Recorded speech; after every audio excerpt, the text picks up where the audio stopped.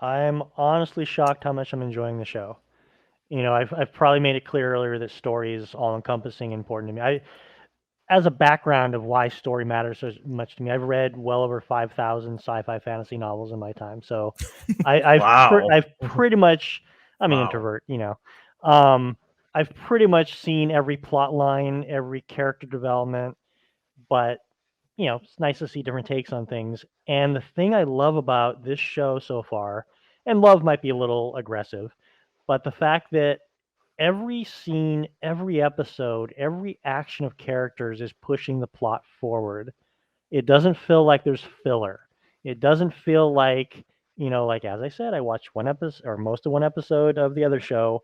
It was just chunks thrown in for, hey, we need to describe this thing. It doesn't have anything to do with the rest of it. Whereas in this one, it's starts with a tiny little world. We know the entire encompassing world, but his little world.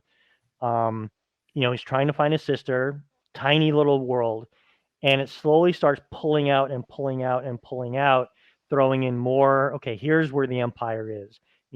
By the end of four, the empire has basically said, "You security people, completely incompetent. We're taking over this region now. We're gonna start doing our thing." So there hasn't been any stuff that was just like meaningless, even stuff that seems small. You felt like there was a reason for it, and one of the people I like watching is the Critical Drinker, and he had a Hmm. recent uh, discussion. He's great on. If you haven't watched him, he's just absolutely brilliant on story structure. He had a thing about what are scenes, what elements, and I'm not going to try to, you know, crunch down the brilliance he said, but it's like what are scenes? Why are they in a show? How are they pushing the plot along? How are they building your characters? And at first, I didn't like, how it was going back in time to, when he was young, doing the whole sister thing. But it starts building up into you find, oh, that's how he got his mom. That's how everything has a reason in this show. Um, it was like they said, okay, they on the whiteboard. Hollywood's all about whiteboards and Mhm. sticky notes and coming up with ideas for things. They basically at the left of the whiteboard said, "Here's our world where it starts. Here's our world where it ends. Let's figure out the best way to get there in the most entertaining way." Whereas the other show seems like slap something on the wall, slap something on the wall, slap without a thread going through the whole thing that carries you along and forward. So, that's my take on it. And with episode four, he's now joining the seed of the rebellion, Mhm. which is what everyone's kind of interested in. Who Hmm. loves the original trilogy. So I'll be perfectly honest. I don't even remember this character from when he was in, I think, Rogue One, but I don't need to because he's holding his own within this microcosm of a story and doing a brilliant job. All the acting's good. No one's just thrown in there just to be in there. It's like the bad guys have good bad traits. Mhm. The character are you do you spoilers and stuff in this, or you just assume people have watched? Like, how do you? For I I don't really care too much about spoilers. Like other than like the House of the Dragon, that like I do prefer Right. like not to be spoiled Okay. like for people who read books. But like for this one, we all know where this character lands, right? Well, here, I'm just gonna even go on a side character. The guy who was kind of the OCD officious security leader. The one who Mhm. started the whole thing. That had the Karn. Yeah. yeah. I'm horrible with names, so I could probably get Luke's name wrong. He literally within those episodes had an entire character arc. Yes. He had his flaws. And now he's in his downfall phase. And I don't know if he's out of the show. I don't know if him going back to mommy's basically kicks him out of the show. Mhm. But you got to see a very human arc go through his thing. Complete hubris. I know what I'm doing. I'm the best. I'm this. And you saw how someone like that can fail and fail badly. Mhm. And that's the stuff you want in shows. That's the stuff you can empathize. That's the stuff you can go, oh, I know someone like that. It's like, how many people do you know like Galadriel? Once again, I know she's an elf. Mhm. How many people do you have any of her characteristics? But how many assholes have you worked with who run to HR or who run to the bot? Like I saw this guy steal a pencil, type of person, and get kicked down because of it. Hmm. So I think they're making good decisions all around. You know, I won't say it's masterful, but it's much better than I ever anticipated it was going to be. Yeah, like Yeah, true. I absolutely agree. Like for me, I'm like, oh man, like it's like for me, like I hear people saying it's like boring, it's a slow burn, and then like for me, I'm like, okay, yeah, like I want to see what's next. I want to see what happens next, and episode 3 definitely. Okay, yeah, okay, you have my attention now, Mhm. right? So Hmm. so let's say if just taking off of like writing, how long did it take me to actually like really get in? Like, okay, I like what's happening. I want to see more. Episode 3 versus the other show, it still hasn't really done it, right? But yeah, so what? How do you feel about it, Grae? Do you feel like like even though at like this past episode, there's nothing much, like there's not a lot of action, there's not a lot of things that happen, but in terms of story, I felt like this episode has a lot of things like that happen, especially with Karn, right? Yeah. I like how they're structuring this series in such a way that I spend 2 to 3 episodes Mm, building up what's to happen. Then they spend one episode to it all plays out. Kind of like episode 3. They spent episode Hmm. 1 and 2 to build up the characters, getting to know the characters, what's the plan, how the plot ties into what happens in episode 3. So episode 4 is kind of like going back to episode 1. That's how I'm seeing it. mm, The action will probably play out either in the next episode or in episode 6. So I think for me that is pretty good, pretty Hmm. important, especially Hmm. getting to know, fleshing out the characters. Um, as Dave mentioned, Karn, I think it's not over. My opinion, it's not over for him because yeah, he's taking a break, I suppose, because he was dismissed from his work. But I get the feeling he's gonna be reinstated back to a certain capacity through the blonde girl. I think her name is Dedra, who's also trying to investigate what happened there. Because like mm. she's basically the new Karn. Like she's trying to do her job, but politics is getting in the way. So Do you think he'll learn from this failure? I think she will do more investigation behind the scenes too, kind of like what Hmm. Karn did. Yeah. Like she's gonna say, okay, so let's trace back the incident, what happened during the as they were trying to arrest Cassian. So it's like then she finds out that Karn has been dismissed already. My theory is she's gonna try to reach out to him. That's a good Like point. Good point. yeah, she's gonna try to reach out to him. Like yeah, you were spot on with your investigation, so I want to bring you back. So that's what I think because I kind of like Karn, like him as an actor and him in his writing. I think he's too good Mm. to be cast aside already. It's too early, at least Oh in my yeah. opinion, it's too early. So that's what I think about that scenario. So yeah, I really like that this Star Wars emphasizes on that because all the other Star Wars film, whether it's a film or a TV series that I watch, it's always like, oh, the Empire is so evil, the Empire is so mean.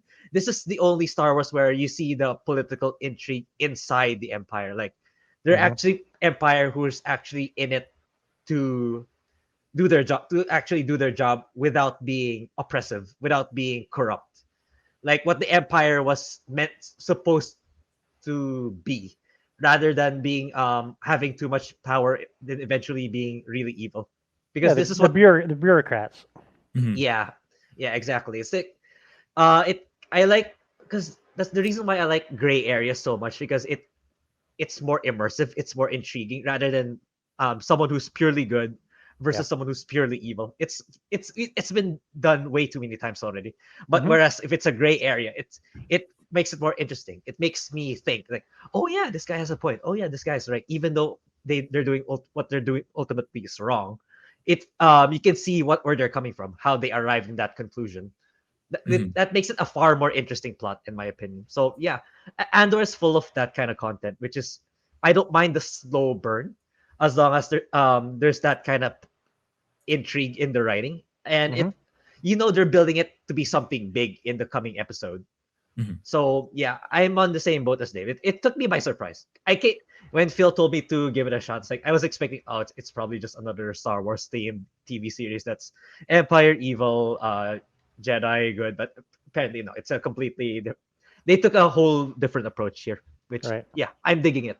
I'm Yeah, really digging to it. me, the evil, the quote unquote evil in this is reminds me of kind of Killmonger in Black Panther, where Mhm. with his arguments, you can actually go, I kind of see his point a little bit, whereas Mhm. a lot of stuff, evil is just evil. It's like, whoa, ha, ha, ha, ha, type of stuff, Mhm. where, you can't go, well, yeah, from their viewpoints, they aren't the villains. Yeah. It really gives you a nice delve into their psyche of what they're doing. Particularly, I kind of liked the infighting between the bureaucrats. This is my territory. No, this is my territory. If this was any other Star Wars show, I would expect her to pull out a blaster and shoot the other guy. Mhm. For Yeah, keeping her exactly. from what she wanted. But no, it's within the realms of their bureaucratic regions, and Mhm. we all know people who are doing stuff like that. Yeah. Mhm. Within offices, government, all that stuff. Yeah. I believe Karn is like he like of course a lot of villains, you can say that about a lot of villains, like they believe that they are the good guy, they believe that they are doing the right thing, but absolutely like what Karn is going through is like you see the first episode and he's like, yo, this dude just literally killed two guys, like I need to go Yeah. get him. And Yeah, he's from like, his view, he's doing the right mhm. thing. Mhm. And he's like, he spoke to his superior, he's like, hey, let me go get this guy, and he's like, no, follow orders, say that this happened. And he's like, no, I'm gonna go against my orders, and because this guy needs to be stopped, because Yep. who knows how many more people he can kill. And Yep. then of course you have people who thinks like him, who's like, you know what, you're right, like we can't have just because we it's an order, it's not like more like my moral compass will be completely shattered if I just sit by and do nothing. Right. And I Didn't actually you do feel a little bit bad for him too. didn't you want a scene between him and his boss after they all got fired? The "I told you so" scene. Mhm. Yep. Yeah, it's just like, hey, it's like, hey, I didn't do anything, and then the Empire's like, yeah, because you didn't do anything, that's why this shit happened. But Yeah. but like, I want to see, like, imagine if he succeeded, right? Imagine he succeeded, and then he's like, I told you so. That's the Galadriel way. Hmm. Hey, I told you I was right. Hey, Yeah, like moving forward, you should not doubt me. just The fact that they didn't do that, Yep. yeah, And I he's failed mhm. so spectacularly. Yeah, like He failed, giving the pep talk. He failed on execution of the mission. He failed, trying to defend himself to the Empire. I mean, it's like every single thing this person who was completely convinced he was Galadriel, failed it every step of the way. So, yeah, they've left a lot of room for growth for this character. Assuming he's not just thrown away on the side. Now we're just going to pity him because he's living with his mom now. But mhm. they've left so much room for him to grow and excel. I mean, he could even possibly come over to the rebellion. Oh yeah, yeah, actually, that'd be I'm cool. seeing that too. Actually, that's what I saw too. Like, eventually, maybe it won't end well for him because I don't remember seeing him in Rogue One. But I see that that's also a possibility in my opinion that he will eventually defect to the Empire. Sorry, to the Rebellion. Do you know if this a one-off season, or are they planning multiple seasons as far as you know? Because we Uh, know the character dies at some yeah. point. I believe Grae, you said that you mentioned that this is supposed to be multiple seasons, right? I'm not. Yeah. To be Oh, honest, really? I'm not too sure. Yeah, is it multiple seasons? Do you know? Or we do Uh. know that's like what 10 episodes or something. Oh, wait. No. I think I was mistaken at the time. I think this is gonna be a regular depending on the performance. 'Cause, yeah, I thought for some reason last time I thought it was gonna be like some sort of mini series, but when I googled it, no, it's just a normal TV series. So hopefully, if it does well, it's gonna have a season two Yeah, also, like a I dependable one. where we are right now, I would look forward to a season two.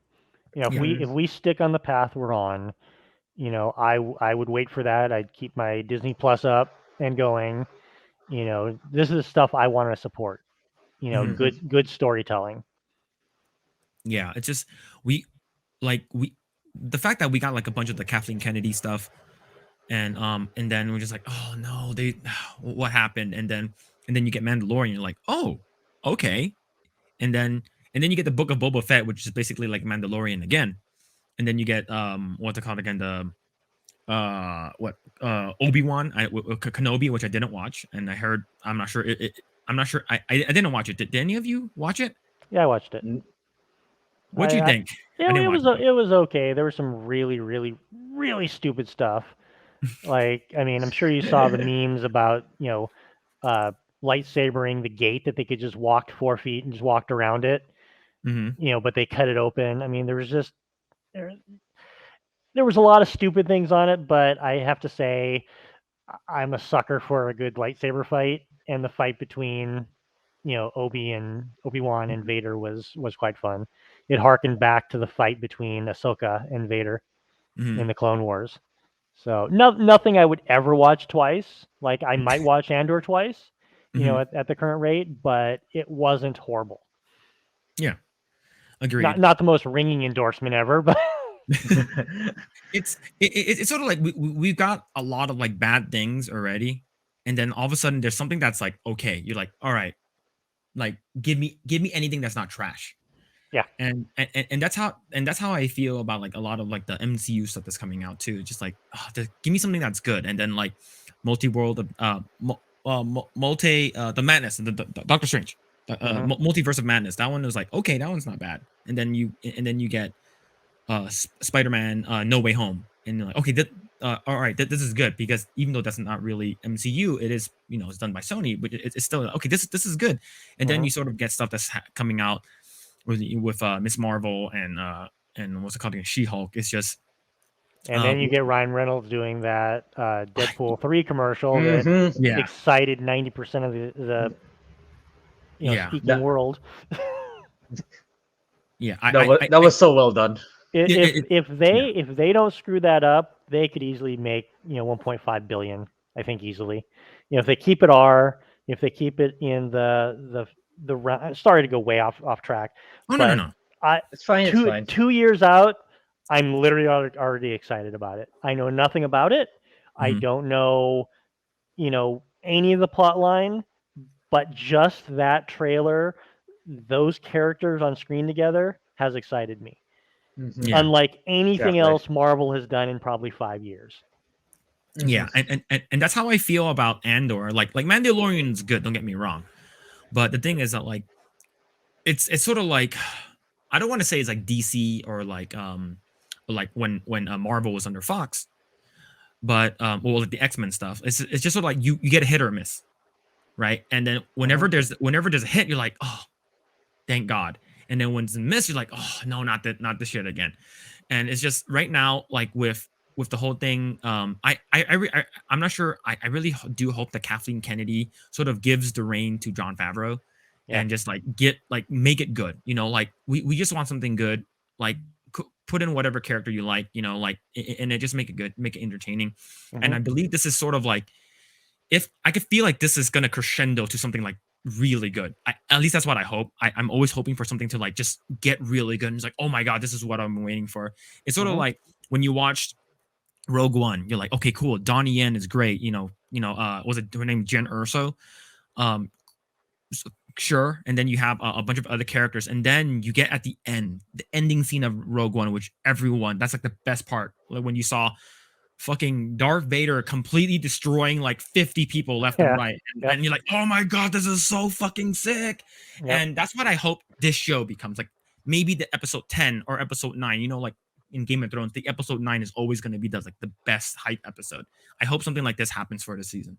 Do you happen to know the time frame of this? Like how much earlier than A New Hope is this? Do you know? No, I do not. I would say this could be maybe like maybe a year or two before Rogue One.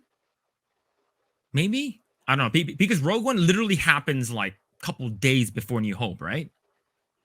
It seems, but the rebellion would have to build up a lot. I would think a couple of years. They haven't really even built a structure yet. They're still in the subterfuge spy thing. They're they're probably going to succeed. I don't want to spoilers, but what they're planning for the episode 4, they're probably going to succeed on that, and that will help fund the core. Because remember what they were talking about in the gallery. We don't have money for this. Yep. Well, you have 8 people about to get a lot of money. Yeah. So I do like the what's it called again? You're having like the quote unquote rebellion spy inside of like the empire. You know, you have one that's like I'm not sure the female that's in all white. Is she a part of the Senate? Mon Mothma. Her name is Mon She Mothma. she Mon was Mothma. big. She was big in the original trilogy. She's been big throughout the entire stuff. She Yeah. was. Do you remember? I believe. God, it's been years. Um, Empire. I think she's talking to the troops. Maybe it was Oh, she's the female, the New only Hope. Yeah, female. she was the senator who was basically, maybe it was New Hope. Basically describe. No, yeah, she's New Hope Mhm. describing all the The deaths plans, that right? to get these plans and all that. That's her. Okay. So with that, then yeah, like I love the fact that we have someone on the inside, but like she's like, oh, I being like there, people are watching me like a Watching hawk, me. Watching me. Yeah. like she's literally in the belly of the beast, and like Mhm. she's literally so close to all these like you said, like you mentioned earlier, like bureaucrats, these people who are actually in power, and like the fact that she's like, wait, like you didn't tell me this was happening. I'm not sure if that's like her husband or something, but it's like Her husband. Her it's husband. like you need to tell me all these shit that's happening, right? It's because I don't know. You can't just surprise me with all these things, and it's just like you could tell like she's completely stressed out. It's like Mhm.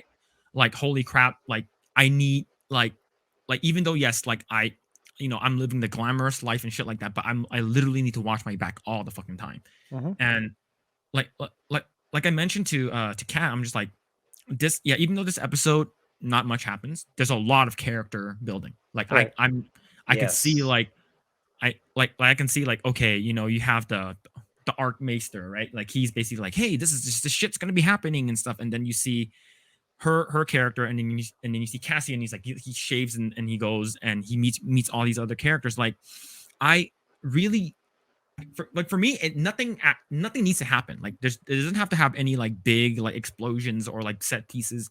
Just give me good story and good interactions between characters, Mhm. and you have me hooked. And I think that's what the show is doing. It's it like it's sort of like you can have like 2 episodes of just like exhibition talking and then big payoff Mhm. in like and maybe episode I don't know episode 5 or 6 or something that you have something huge that happens. Like it doesn't need to be like a spectacle every time. Like and that's what Game of Thrones Yes. does really well.